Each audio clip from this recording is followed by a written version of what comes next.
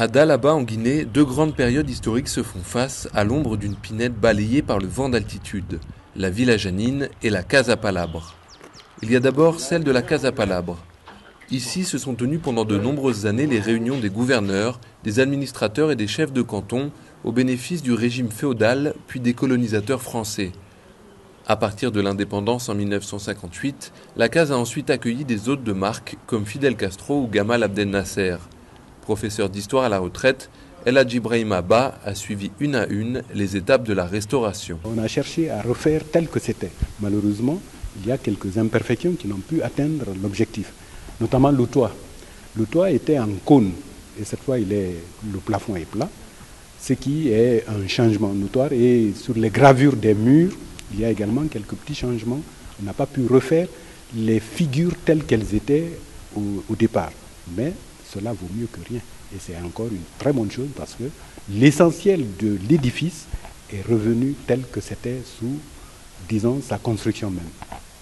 À moins de 50 mètres de la Casa Palabre, la Villa Janine s'est réservée la plus belle vue.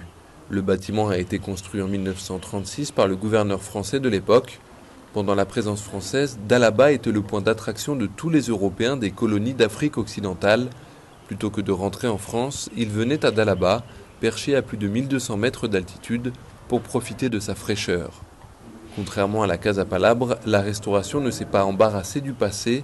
Les persiennes ont été remplacées par des vitres et des climatiseurs et des douches ont fait leur apparition. Non loin de là, dans ce lycée de Dalaba, la colonisation est au programme, mais les élèves ne connaissent pas le site. Malheureusement, je n'ai pas eu la chance à la visiter. Parce que le plus souvent, on trouve la case fermée. Une situation que regrettent leurs professeurs d'histoire. Je suis un peu désolé par rapport à ça en tant que professeur d'histoire. Ces enfants-là devraient connaître, n'est-ce pas, ce site historique, n'est-ce pas, qui est vraiment magnifique. Les travaux devaient être achevés pour la fête de l'indépendance le 2 octobre 2014, mais Ebola et des retards de chantier ont bouleversé le programme. Une fois achevés les travaux de restauration, la maison du gouverneur et les autres cases du site seront visitables et même habitables, mais pas par tout le monde. Comme dans le passé, seuls les visiteurs de marque seront acceptés pour la nuit dans ces étranges hôtels.